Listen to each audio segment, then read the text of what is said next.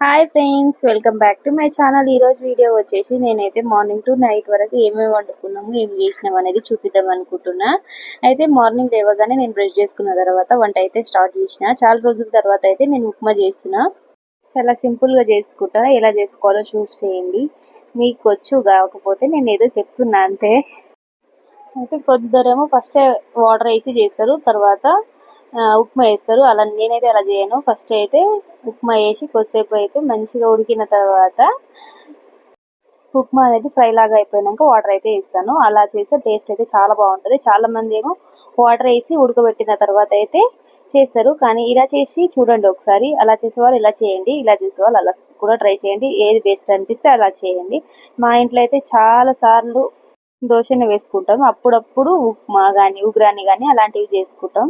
ఇక టేస్ట్ అయితే బాగానే వచ్చింది. మా మమ్మీ చేసిన దానికంటే కొంచెం అటు ఇటుగా అట్లే వచ్చింది అనుకో. మా మమ్మీ అయితే చాలా టేస్టీగా చేస్తుంది, నాకు అట్లా రాదు. తర్వాత ఇక్కడైతే నేను జావా అనేది కంపల్సరీ చేసుకుంటున్నాం ఈ మధ్యలో, ఎందుకంటే ఎండలు అయితే మండిపోతున్నాయి కాబట్టి అయితే ఇక్కడైతే జావా చేసుకుంటున్నా. ఈ జావా తాగిన వాటర్ తాగిన గింజలు వేసుకొని వాటర్ కూడా ఫుల్ తాగుతున్నా. అయినా కానీ నాకైతే వేడి అనేది ఫుల్ అయిపోతుంది. అసలు ఎలా తగ్గించుకోవాలో కామెంట్ చేయండి. ఇక్కడైతే రైస్ పెట్టుకున్నా. ఇంకా మా హస్బెండ్ అయితే డ్యూటీకి వెళ్ళాలి కదా, బాక్స్ కట్టాలన్నట్టు తొందరగా అయితే చేసేసిన. ఉప్మా అయితే అయిపోయింది. తర్వాత ఇక్కడ కర్రీ కోసం అయితే బీరకాయ కట్ చేసుకుంటున్నా. ఇక్కడైతే నేను వాయిస్ ఓవర్ ఇచ్చేటప్పుడు మా పాప అయితే ఫుల్గా నవ్వుతూ ఉంటుంది. ఎవరితో మాట్లాడుతుంది అనుకుంటుందో ఏమనుకుంటుందో తెలియదు, కానీ ఇక వినుకుంటా అట్లే చూసుకుంటా కొద్దిసేపు నవ్వుతూ ఉంటుంది. బీరకాయ కర్రీ అయితే ఇక మా మమ్మీ సూపర్గా వండుతుంది, కానీ నాకు అట్లా రాదు. పచ్చిమిర్చి వేసి వండుతారు, అది టేస్ట్ అయితే చాలా బాగుంటుంది.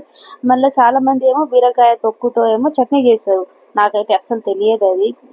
రీసెంట్గా ఒక వీడియోలో చూసిన. నిజమేనా అని చాలా మందిని అడిగితే అవును, టేస్ట్ అయితే చాలా బాగుంటుంది, ఒకసారి ట్రై చేయని అన్నారు. ఒకసారి ఎప్పుడైనా ట్రై చేసి వీడియో అయితే పెడతాను. ఇక్కడైతే కర్రీ చేసుకుంటున్నా, చూడాలి ఎలా వస్తుందో. పొద్దున్న లేచి అన్ని పనులు చేసుకోవాలంటే తొందరగా కొంచెం ఇబ్బంది అవుతుంది. మా బాబు లేవక ముందే నేనైతే అన్ని పనులు చేసుకుంటా, ఎందుకంటే వాళ్ళు లేచిన తర్వాత మస్తు సతాయిస్తూనే ఉంటాడు. వాళ్ళు లేవక ముందే నేను మధ్యాహ్నానికి మార్నింగ్ వంట చేసి పెట్టుకుంటా.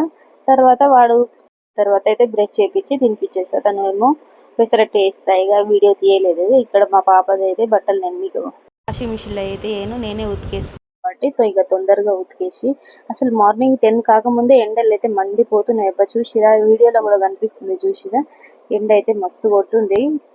కొద్దిగా లేట్ లేస్తే చాలు, ఇక ఎండలో ఏ పని చేయబుద్దే అవుతాడు. వాటిలో ఇక పాపకు స్నానం చేపించి మా బాబుకి తినిపియాలి.